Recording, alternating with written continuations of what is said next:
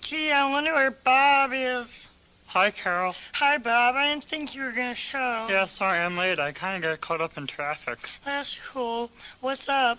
Not that much. I went to the new cutlery barn on 34th Street today. Oh, what's it like? It's pretty cool. Hey, you want to eat some food? Okay. Waiter. Hi, can I take your order? What are your specials, please? Spaghetti and fried bumblebees. Hey, you can't talk to us like that. We want to see the manager. Okay. Manager. Hi, what seems to be the problem?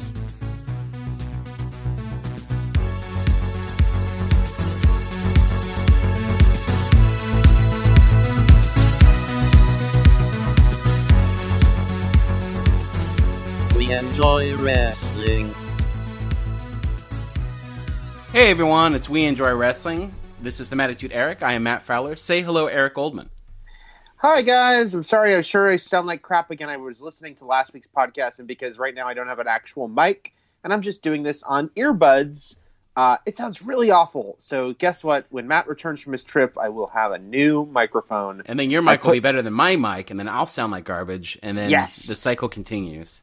That's the plan. Yep. I didn't want to start off with emails, but I'm going to start off with this one, because it's sort of a random email, a tangential email almost. But because I just said, say hello, Eric Goldman, Steve writes in, hello, love the podcast. It's a perfectly acceptable replacement for the wrap-up that I so desperately missed. That's what I was going for, Steve, a perfectly acceptable replacement, substitute. I am wondering when Eric is going to take the bait when Matt says, say hello, Eric Goldman, and actually say hello, Eric Goldman. Keep up the good work. Knee lift. Steve. By the way, Steve from Flower Mound, Texas. Hey, guess who else lives in Flower Mound, Texas? Me. You could have run into Steve at the CVS. Do you guys have CVS? Yes, yes, and okay, and a Walgreens. It's a 2 drugstore town. Right. So you could have run into him at the CVS. Or by the way, Walgreens. the mayor of Flower Mound is named Steve, so I'm pretending this is the mayor. Mayor Steve. That's it. It just goes by Mayor Steve. It's kind of like a cartoon, or, right. or like a some kids show with puppets. Like, where's Mayor Steve? That is how this town is run, by the way. But I feel like we addressed this in the past, and I feel like you wanted to say it. Like, say after I say hello, Eric Goldman, you've wanted to say it, and I feel like you brought it up at one point. Yeah. I don't know. I'm never going to say it. Yeah, I know. At this point, why cave?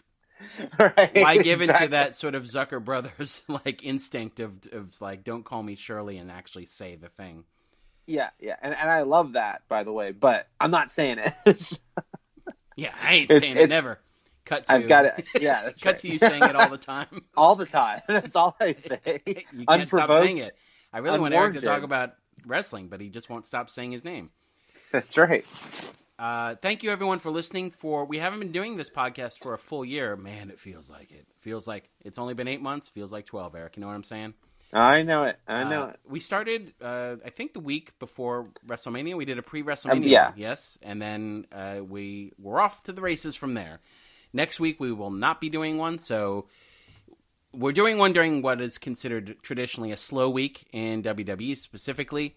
You know, the Christmas week, this sort of nebulous Christmas into New Year's time when a lot of people, if you're not in the service industry, have time off from work and days blend together. And it's like, what time is it? And can I start drinking at 9 a.m.? And I don't know. Like, there are no rules. Yeah. The first rule is there are no rules. Second rule, no outside food. So we're not going to do it next week. Next week could be huge. I don't know, but we're not going to cover it. There's supposed to be some announcement from the Young Bucks and Cody regarding possibly this new wrestling promotion, All Elite Wrestling, on the 1st, but we ain't going to touch it. Yeah, and WWE is obviously heavily teasing NXT call-ups, the return of Owens and Zayn. Any of that could happen next week, but we won't cover that next week. We won't. We'll touch on things the week after if they are still important. That's right. If the dust still hasn't settled and everyone's still jawing about it, then we'll talk about it. Thank you, everyone, for listening.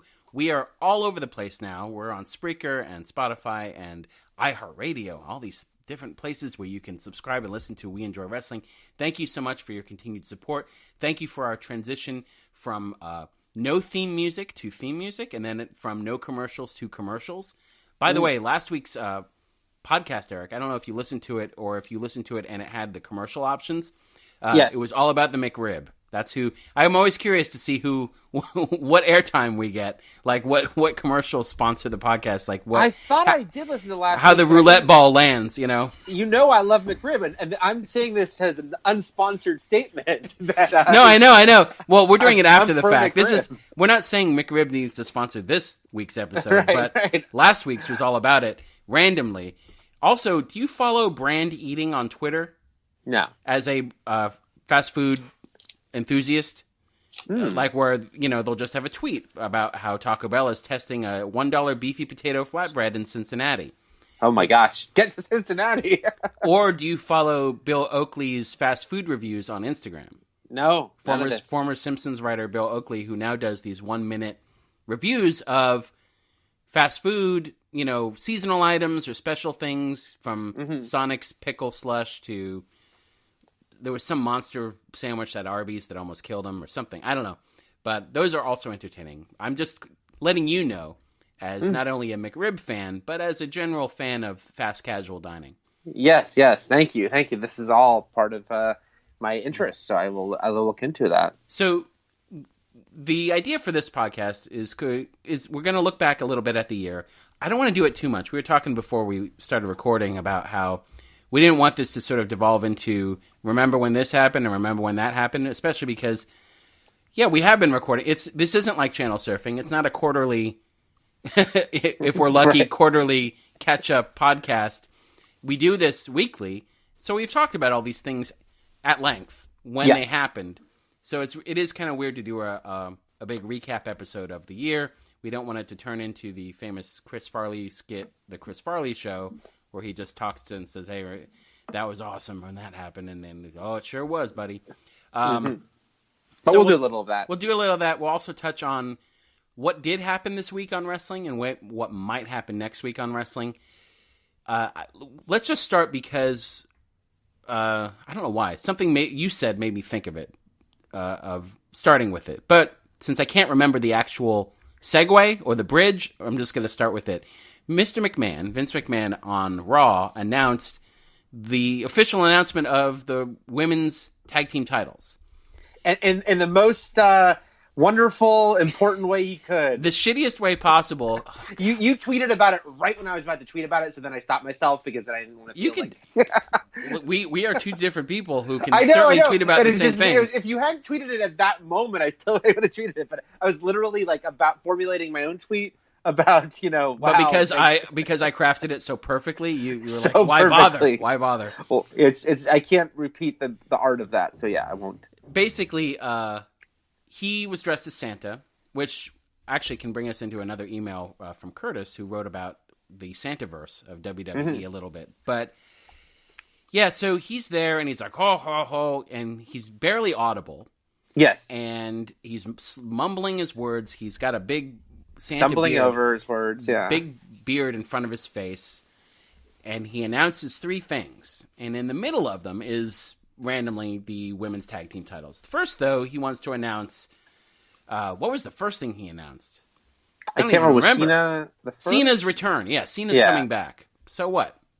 I mean, We figured he'd be back before WrestleMania. He'll be there for WrestleMania, and unlike the Undertaker, he's still at a point where he usually will be back for a little while. But is Cena going to bring eyes to Raw? Cena is one of those things where now what he's doing, like he just was at Madison Square Garden's live show. Yeah. He was just at a Chicago house show substituting for AJ Styles because he had the flu.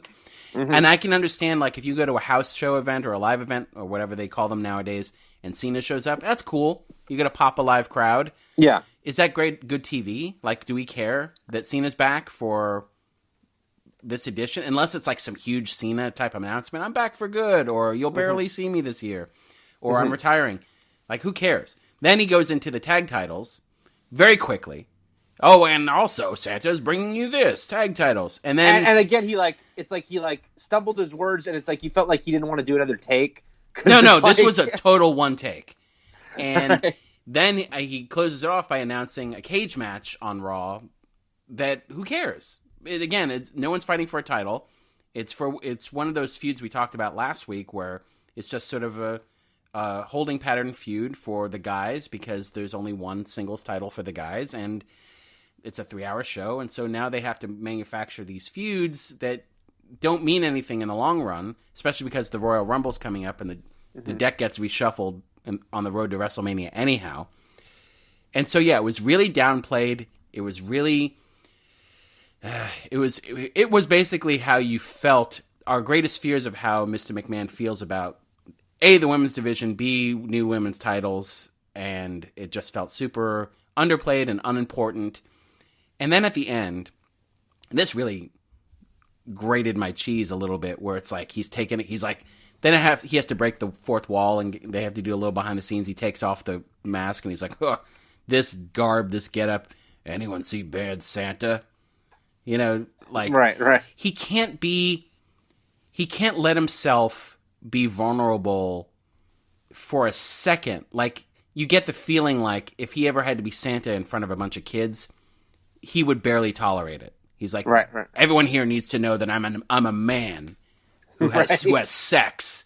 You know, I don't do like little kid things like Bad Santa. That's my favorite Christmas movie. It's rated R and it's so vulgar and raunchy. You know.